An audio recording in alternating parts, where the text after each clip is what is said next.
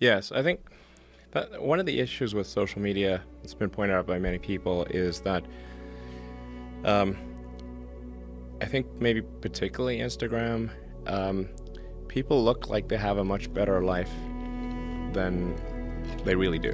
Right. So by design. Yeah, people are posting pictures of when they're really happy. They're modifying those pictures to be better looking. Even if they're not modifying the pictures, they're at least selecting the pictures for the best lighting, the best angle. So people basically seem they're way better looking than they basically really are. Right.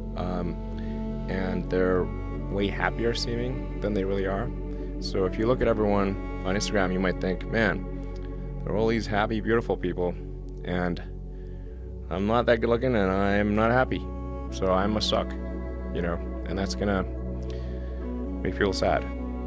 So when in fact, those people you think are super happy, actually not that happy. Some of them are really depressed. They're very sad.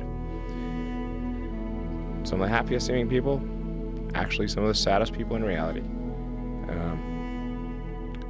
And nobody looks good all the time. It doesn't matter who you are. No. The first thing I would say is, well, you should be afraid of taking risks and pursuing something meaningful. But you should be more afraid of staying where you are if it's making you miserable. It's like the first thing you want to do is dispense with the idea that you get to have any permanent security outside of your ability to contend and adapt. It's the same issue with children. It's like you're paying a price by sitting there being miserable. And you might say, well, the devil I know is better than the one I don't. It's like, don't be so sure of that. The clock is ticking. Yeah, and if you're miserable in your job now and you change nothing, in 5 years you'll be much more miserable and you'll be a lot older. But isn't it a luxury to pursue what is meaningful? Our viewers have mortgages, they have children, they have payments and loans. It's a luxury to pursue because we lack the resources. Well, I don't remember now, I'm not talking about what makes you happy. It's a luxury to pursue what makes you happy.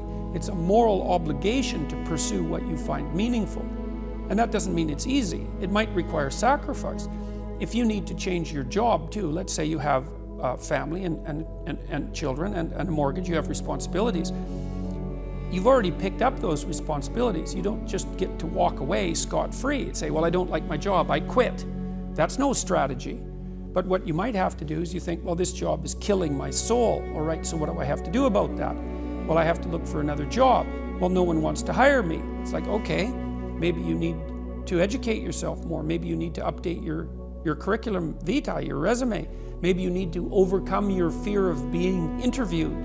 Maybe you need to sharpen your social skills. Like, you have to think about these things strategically. If you're going to switch careers, you have to do it like an intelligent, responsible person. That might take you a couple of years of effort to do properly. When you say pursue something meaningful, is it important to have a vocation? I think it's more important to have an ethos, an ethic. So I have a program, for example, called the Future Authoring Program, which is a writing program that enables people to develop a vision for their life and then to develop a strategy. And so it's based on the idea, imagine that, and it's an extension of the ideas in the book, or at least something along the same lines.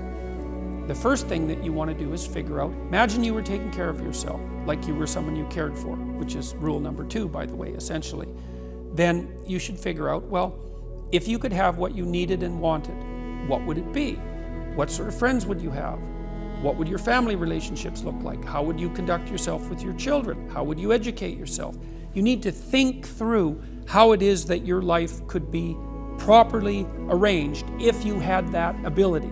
And then you can aim at that. And the funny thing is that if you do posit a goal of that sort and work towards it, you will move towards it. The goal will change because you'll learn things along the way. But I mean, I've dealt with hundreds of people in my clinical and consulting practice, and we set a goal, we develop a vision and work towards it, and things inevitably get better for people. So it's not a luxury, it's difficult, it's a moral responsibility, and it isn't happiness. It's not, the pursuit isn't for happiness. I truthfully believe that the universe is a very giving place, and I don't want to sound, airy-fairy, but I truthfully believe that the universe is a giving place, and that if you actually really want something, you can have it. How much you want is how much you're prepared to sacrifice. So if you want $500,000 a year, you can definitely make that. And that level of stress you'll absorb for that money and the amount of headache you'll go through, if that's the amount you're prepared to accept for a happy life, you'll have it. Do you think anyone can do that though? I think that you have to pre-decide, right? So even my level of wealth comes with enormous stress. Governments are after me. Like most people are not mentally prepared for the bullshit I go through. So the number one factor that's going to decide how successful you are as a person is your ability to absorb stress, your stress level. The better you are at dealing with stress, the more problems you can fix, the more money you're going to make. So you have to decide where on that scale, because you could just be homeless and have no stress. Right? You could just, you could be a brokey and be on the dole and just, I'm broke, but nothing really troubles me. So you have to decide on that level where you want, how much stress you can possibly absorb as a man. And then if you truly want that level, you're going to get it. I believe any man can make anything they want, depending. Any one of you here, I'd have no idea how much money you're making, but if you were to say, you know what, I'm throwing away my relationship, I'm throwing away my social life, I'm going ham, I'm going nuts, and I don't care what they do to me, I'm gonna go and I'm gonna make it. You'd make a bunch of money, but there's a bunch of garbage that comes with it. So you have to decide, right? So I think it's a conscious decision. Anybody can be as rich as they want to be. That's the true thing about it. And you don't think there's a level of intellect that's needed there? So then we talk about the three things that hold people back. I believe there's only 3 reasons people are not rich. One of 3 reasons. They're either stupid, arrogant, or lazy. Stupid is actually the smallest category. People think, there's a lot of stupid people. There are, but I know a lot of stupid people with a lot of money, right? There's so much money in the world. To be too stupid to generate money, I think is less than 5% of the population who are genuinely too dumb to ever make a good wage. Then you have arrogant and lazy, and these are the 2 most common. Lazy because people just, but I need time to myself. But it's the evening. Or, it's hyper competitive.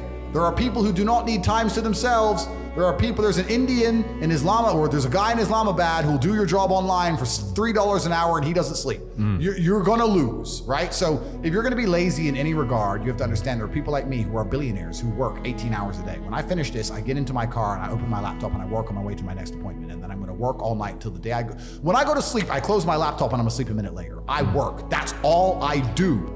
Lazy is a big problem because people go, but I just want to relax. If you just want to relax, that's fine. But you're competing against people who just don't want to relax and you're going to lose.